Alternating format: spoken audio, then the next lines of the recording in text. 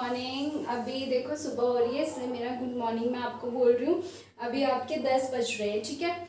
तो ये वीडियो कब डलती है उस टाइम आफ्टरनून होता है, इवनिंग होता है, मुझे नहीं पता। वैसे कोशिश ये है कि सुबह 12 बजे से पहले पहले आपकी वीडियोस डल जाएगी, ठीक। तो हमने 5 क्वेश्चन पढ़ लिए थे। अब हम क्या करते हैं, प्रीवियस ईयर का 6 क्वेश्चन कर रहे हैं, ठीक है। तो क्या है यहाँ पे, हम नीचे से शुरू करेंगे ताकि हमें स्पेस मिलता रहेगा। If Z is the number of atom in the unit cell that represent close packed sequence ABC tetrahedral voids क्या होती है। देखो हमने क्या पढ़ा है, हमने पढ़ा है क्या, ये तो बहुत इजी सा क्वेश्चन है, लेकिन इसमें जो लिखा हुआ है वो देखते हैं। क्लोज पैक्ड सीक्वेंस ABC किसका है, ये मैंने आपको पढ़ाया था। मैंने आपको क्या बोला था, हमारे पास 2 टाइप का सीक्वेंस होता है। एक होता है आपका 2D क्लोज पैक्ड का सीक्वेंस होता है, और एक आपका होता है 3D क्लोज्ड पैक्ड, ठीक है। 2D क्लोज पैक्ड में हमारा स्क्वायर क्लोज पैकिंग आती है और एक हमारा हेक्सागोनल क्लोज पैकिंग आती है। डिटेल में मैंने आपको पढ़ा रखा है, बस मैं आपको थोड़ा सा बता रही हूँ। स्क्वायर क्लोज पैकिंग में हमेशा ए टाइप का अरेंजमेंट मिलता है, क्योंकि ऐसा है ऊपर भी सेम आते हैं आपके और नीचे भी आपके सेम है, तो ऊपर नीचे सारा एक जैसा अरेंजमेंट है, ए टाइप का अरेंजमेंट है। हेक्सागोनल में जब मैं 2D की बात करती हूँ तो ऊपर ऐसा होता है और नीचे ऐसा इसके डिप्रेशन में होता है, यानी कि आपका ये ए टाइप का है, ये आपका बी टाइप का है। यहाँ पे आपका ए बी टाइप अरेंजमेंट होती है, ए बी टाइप होती है। चलो जब मैं बात करती हूँ 3D क्लोज पैकिंग से, ये भी हमें 2 टाइप से मिलता है। एक हमें मिलता है स्क्वायर और एक हमें मिलता है हेक्सागोनल। क्या hexagonal from 2D square close packing से मिलता है, from 2D hexagonal close packing से मिलता है। जब हम स्क्वायर की बात करते हैं, यहाँ पे बिल्कुल 3D अरेंजमेंट में भी आप अगर आप क्यूब देखो तो आप क्या देखोगे, इधर से भी सेम इधर से भी सेम, क्यूब पूरा साइड से सेम होता है, 3D अरेंजमेंट है, तो ये भी आपको ए टाइप का अरेंजमेंट देता है। लेकिन जब मैं बात करती हूँ हेक्सागोनल की, तो हेक्सागोनल में 2 कंडीशन आती है। पहली कंडीशन आती है कि फर्स्ट लेयर को सेकंड वाला लेयर कवर कर रहा है, ठीक है। जब फर्स्ट लेयर को सेकंड लेयर कवर कर रहा होता है तो 2 टाइप के वॉइड्स हमारे वहां पे निकल के आते हैं, दैट इज टेट्राहेड्रल वॉइड और हमारा ऑक्टाहेड्रल वॉइड्स। सेकेंड कंडीशन होती है कि अब जो सेकेंड लेयर है आपकी, जो आपने ऊपर रखी, एक थर्ड लेयर आई उसको कवर करने के लिए, लेकिन जो थर्ड लेयर आएगी वो 2 तरीके से कवर करेगी, या फिर तो वो टेट्राहेड्रल वॉइड्स को कवर करेगी या फिर वो ऑक्टाहेड्रल वॉइड्स को कवर करेगी। जो आपके टेट्राहेड्रल वॉइड्स को कवर करेगी वो हमें ए बी टाइप का अरेंजमेंट देती है, और जो हमें ऑक्टाहेड्रल वॉइड्स को कवर करेगी वो हमारा ए बी सी टाइप का अरेंजमेंट देती है। ये हमने डिटेल में पढ़ा है बहुत, इसके लिए हमने 3-4 क्लासेस ली थी पढ़ने के लिए, ये हमने पढ़ चुका है, ठीक है। तो इतना तो हम समझ गए कि ये हमें कहाँ से मिला है क्वेश्चन। अब क्या बोला है कि आपके Z total number of atom, यानी कि कोई आपका क्यूब है उसमें टोटल नंबर ऑफ एटम आपके कितने हैं, जेड है, तो टेट्राहेड्रल वॉइड्स कितने होंगे। मैंने आपको बताया था कि जो आपके वॉइड्स होते हैं वो किस पे डिपेंड करते हैं, वो आपके डिपेंड करते हैं बेसिकली नंबर ऑफ एटम्स में, ठीक है। और अगर हमें टेट्राहेड्रल वॉइड्स निकालना होता है तो जितने नंबर ऑफ एटम्स होते हैं उसका डबल आपका टेट्राहेड्रल वॉइड्स होता है, और ऑक्टाहेड्रल वॉइड्स कितना होगा आपका, जितने आपके एटम्स होंगे उतना आपका ऑक्टाहेड्रल वॉइड्स होगा किसी भी लैटिस में। तो यहाँ पे total number of atom Z है, टीडी मुझे निकालना है, तो आंसर मेरा हो जाएगा 2Z। बहुत ही ज्यादा सिंपल था, कोई डिफिकल्टी नहीं। इसको हटाते हैं।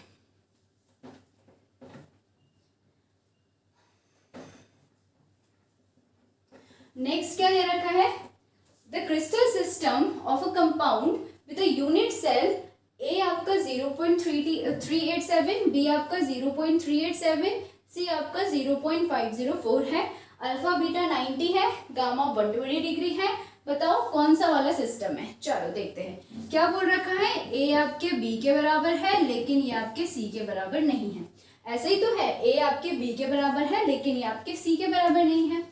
और क्या बोला है आपका कि अल्फा और बीटा आपका क्या है, 90 डिग्री है, और गामा आपका 120 डिग्री है। चलो देखते हैं, ऑप्शन से ही निकालते हैं। हमें पता होता है CTOR MHT हमने पढ़ा होता है, ये मैंने आपको पढ़ाया है।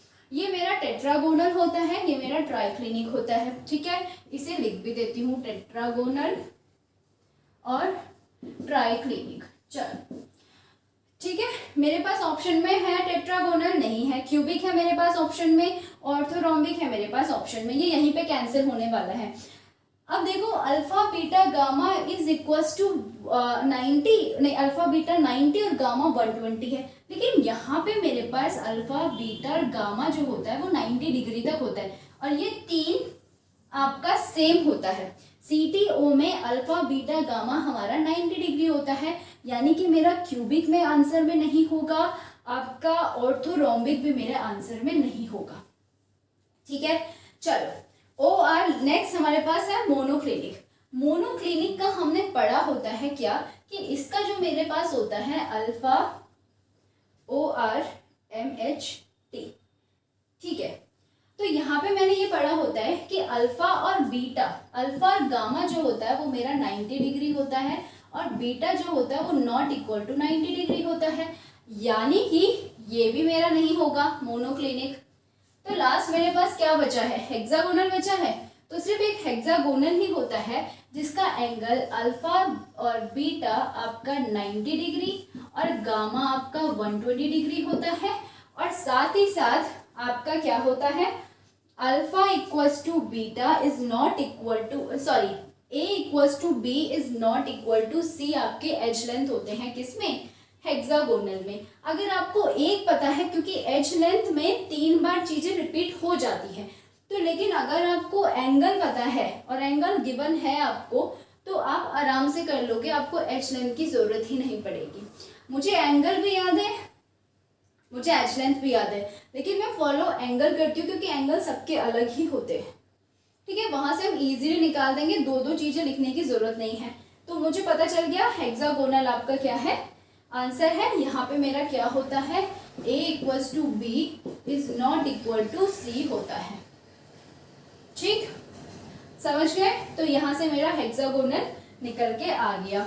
चलो इसको भी हटा देते हैं, ये भी हमने पढ़ रखा है, हमने सब पढ़ रखा है, वो ही हम इसमें अप्लाई कर रहे हैं जो हमने पढ़ा हुआ है। साथ ही साथ हमने ट्रिक्स भी पढ़ी हुई है जो जो हमारे क्वेश्चंस में अप्लाई हो सकती है इस चैप्टर के, ठीक। नेक्स्ट क्या है मेरे पास solution, a compound form by element x and y crystallize in a cubic structure x at corner y at the face center, ठीक है। ये पूरे कंपाउंड है मेरे पास x और y, जिसमें से x जो है मेरा एक क्यूब है, उसमें से आपका किस में है, आपका ये कॉर्नर में है, और कॉर्नर में हमें पता होता है कि आपका कितना वो आपका ऑक्युपाई करता है, मतलब कितना पार्ट वो आपका शेयर कर रहा होता है, ओनली 1/8 ऐसे होता है, ऐसे। तो इतना जो एरिया होगा इतना ही तो वो कॉर्नर में होगा, बाकी तो वो अलग है, ठीक है। सिर्फ इतना पार्ट हम कैलकुलेट करते हैं। टोटल मेरे पास 8 कॉर्नर होता है और एक एटम मेरा 1/8 शेयर कर रहा है, तो कॉर्नर में मेरे पास मतलब टोटल नंबर जो एटम होंगे मेरे कॉर्नर पे हम उसे 1 मानेंगे, ठीक है। y जो है वो फेस में है, टोटल मेरे पास 6 फेस होता है, हमें पता होता है कि एक फेस पे मेरा हाफ पार्ट ही आपका शेयर हो रहा है, बाकी तो दूसरी जगह जा रहा है, तो ये मेरा 1/2 होता है, 2 3 जा 6 दैट इज आपका 3।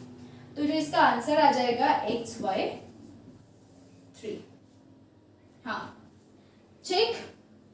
कोई दिक्कत यहाँ पे, कोई भी दिक्कत नहीं। तो यहाँ पे हमारे क्वेश्चन हो चुके हैं, अब बाकी 2 क्वेश्चन और बचे हैं वो करते हैं, ठीक है। चलो 9 क्वेश्चन करते हैं, नीचे से शुरू करते हैं, सॉरी पहले 10th करते हैं, ठीक है। बोला है percentage of free space in a BCC units is, चलो ठीक है, हमें पता होता है, मतलब परसेंटेज का मतलब है कि वो पैकिंग एफिशिएंसी की बात कर रहे हैं, वो बोल रहे हैं कि कितना परसेंटेज जो BCC में एटम होते हैं वो ऑक्युपाई करते हैं। पहले मुझे ये बताओ कितना परसेंटेज ऑक्युपाई करते हैं, हमारे BCC में 68% ऑक्युपाई करते हैं। अब वो बोल रहा है कि फ्री स्पेस कितना है, यानी कि आपके जो स्पेस ऑक्युपाइड नहीं किया है एटम में वो कितना है। अगर 68% एटम्स ने ऑक्युपाई किया है, टोटल 100% हम मानते हैं, तो फ्री स्पेस कितना होगा, 100 माइनस 68 कितना हो जाएगा आपका 34%, सॉरी 32% हो जाएगा। 10 में से 8 गए 2, 32% हो जाएगा। तो आंसर क्या है मेरा 32। फ्री स्पेस क्या है, फ्री स्पेस का मतलब वही है, टोटल हम 100% मानते हैं। एक लैटिस में टोटल हमारे पास 100% स्पेस है। बीसीसी हमारे पास 2 एटम होते हैं, वो 2 एटम आपका कितना स्पेस ऑक्युपाई करते हो उस लैटिस में, 68% ऑक्युपाई करते हैं। तो फ्री स्पेस कितना बचेगा, 100 माइनस 68 दैट इज 32%। आ गया, सिंपल था, ठीक है। अब नेक्स्ट क्या बोला है इसने, the fraction of total volume occupied by, ठीक है, इसने बोला है कि टोटल परसेंटेज आपका कितना ऑक्युपाई करता है सिंपल क्यूबिक सेल। हमें पता होता है कि जो आपका सिंपल क्यूबिक सेल होता है वो 52.4% आपका ऑक्युपाई करता है। या फिर तो आप एक काम करो, 2 तरीका इसका निकालने का, या फिर आप क्या करो 22/7 इंटू 6, 22/7 इंटू 3 इंटू 1.414, मतलब ऐसे करके सबको क्या करो आप कैलकुलेशन कर लो और निकाल दो। आपका आंसर 52.4 जहाँ पे आया वो हमारा आंसर होगा, ये होगा। या फिर तो एक काम करो, सेकंड हमारे पास मेथड है। सेकंड मेथड क्या है हमारा, कि आपने क्या करना है, आपको पैकिंग एफिशिएंसी पता होना चाहिए। हमें पता होता है कि हम जब सिंपल क्यूब की बात कर रहे होते हैं तो हम क्या लेते हैं, कॉर्नर में एटम है, तो ये हमारा पूरा ए होता है और यहाँ से यहाँ तक मेरा क्या होता है, आर होता है। हम बोलते हैं ए जो होता है वो 2r होता है, ठीक है।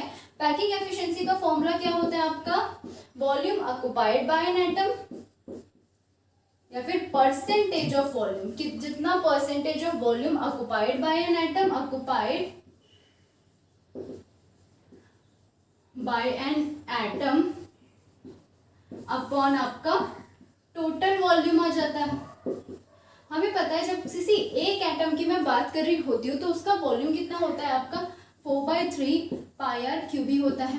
जब एक एटम के लिए इतना होता है तो सिंपल क्यूबिक में कितना एटम प्रेजेंट है, एक ही प्रेजेंट है, तो वैसे तो लिखने की जरूरत नहीं है, एक ही आएगा आगे। टोटल वॉल्यूम हमारा कितना होता है, ए क्यूब होता है, ए हमारे 2r के बराबर है, ए का क्यूब यानी कि 2r का क्यूब, 2r का क्यूब कितना हो जाएगा 8r क्यूब, r क्यूब से r क्यूब यहाँ पे हो गया है कैंसिल। क्या है बचा हुआ, इधर लिख रही हूँ मैं, क्या है आपका 4/3 इंटू 8 और पाई, ठीक है। 4 2 जा 8, तो कितना आया हमारा आंसर पाई/6, ठीक हो जाएगा आपका। कोई दिक्कत, बहुत इजी सा क्वेश्चन था, ठीक है। 2 तरीका है इसको करने के लिए।